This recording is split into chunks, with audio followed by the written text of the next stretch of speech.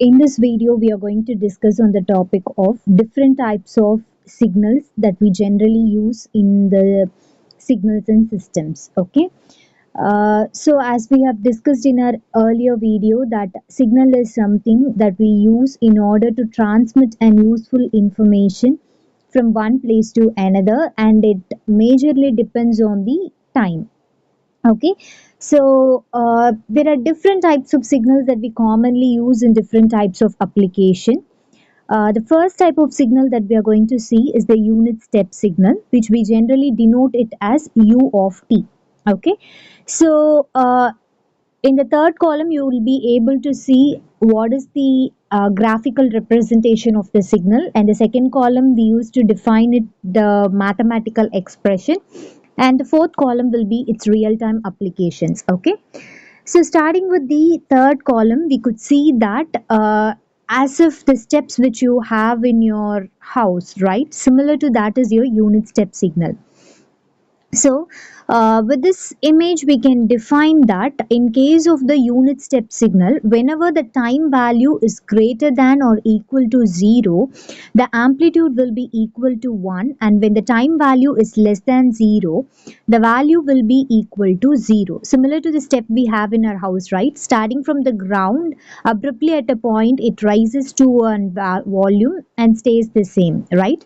Similar to that, the unit step signal will be since you call it as unit, the value will be equal to 1. The amplitude value will be equal to 1. If you just call it as a step signal, the amplitude can be anything, 2, 3, 4, based on the signal. But the value will remain the same when it is greater than or equal to 0, and less than 0, there will be no signal. Obviously, the amplitude will be equal to 0. Okay. So it is used in real-time applications such as whenever we want to define a switch control which is turn on and off, or whenever I want to define a power switching, supply switching, or a digital logic circuit where I have zeros and ones, and whenever I want to control events in case of a control system, sudden control like on and off, in that cases we could use these type of unit step signals. Okay, so the next type of signal that we going to see is the ramp signal. As we know, ramp is something which is increasing, right?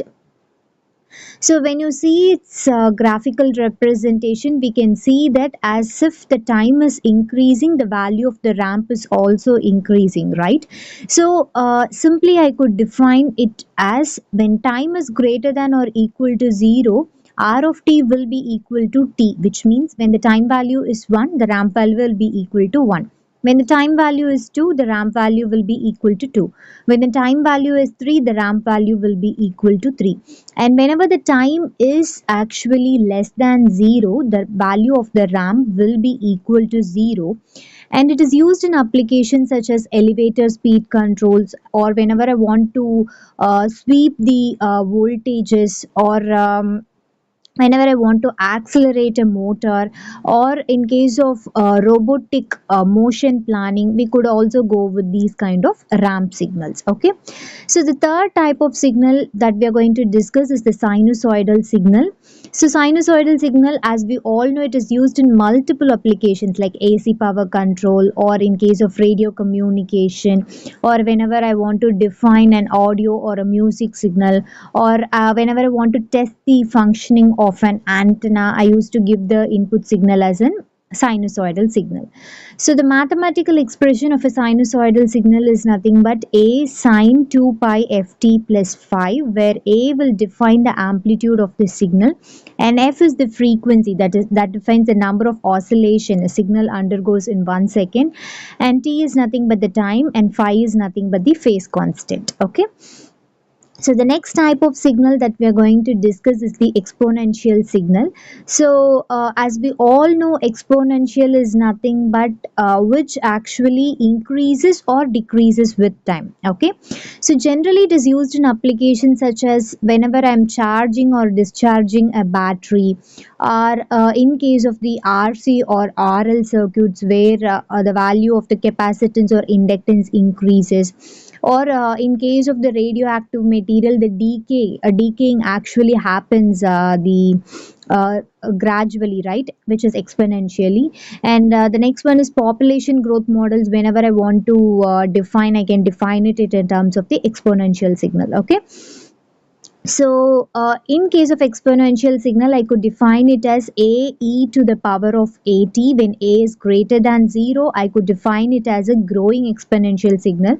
Whenever the constant value which is negative, then I can define it as whenever the growing value a is greater than 0, I can define it as growing, or whenever it is a negative value, I could say it as a decaying. But here we, in case of equation, I could directly represent a e to the power of minus at in case of decaying, and a value should be greater than 0. In that case, since you have negative in terms of the exponential, it will be a decaying function. Okay, so the next type of signal that we are going to discuss is the signal. So we can generally represent it as xn of t.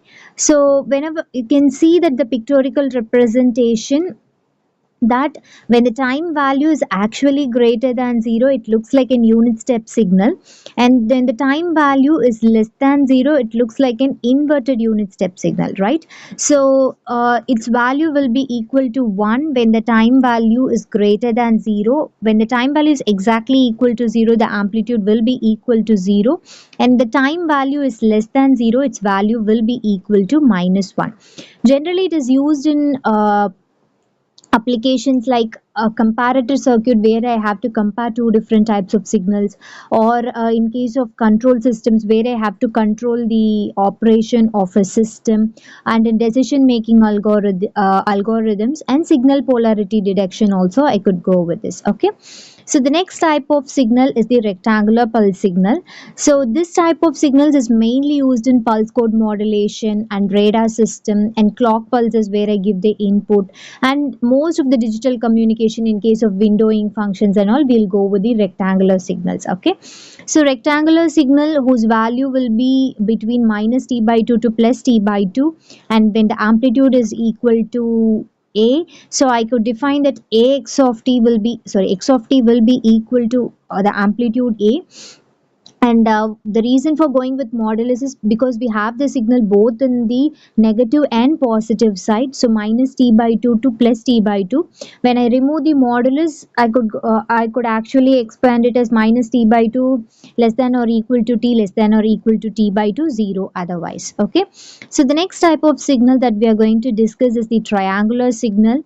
So similar to the rectangular, triangular will also be in both negative and positive side.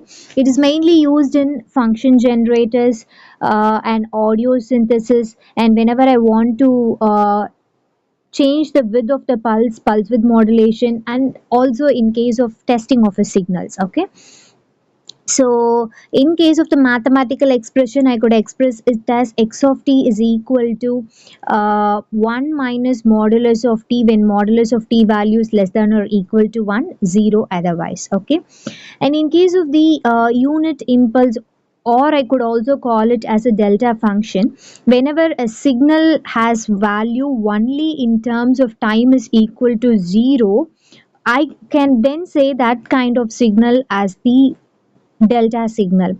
And when I'm denoting it as unit delta signal, the value will be equal to 1, and added to that, the area of the signal will also be equal to 1. Okay, so it is used in system impulse response analysis, radar pulse modulation, and mostly used in sampling theory and communication systems. Okay, so here I have also included the summary of the unit step signal it mathematical equation also, and easy to remember. You can unit step signal is used for switch on and off. Ramp signal is just like a slope. Sinusoidal signal is the one which we get in our AC electricity in case of our houses, and exponential signal is mainly used in charging and discharging. Signum function indicates whether the signal is flowing in a positive or negative direction, and rectangular pulses is generally used in digital 0 or 1 clock pulse pulses, and triangular signal is something repeated up and down linear motion, and delta function is nothing but a hammer strike or a camera flash which occurs in just a fraction of second instant. Okay, so that's all about this video. Thank you for watching.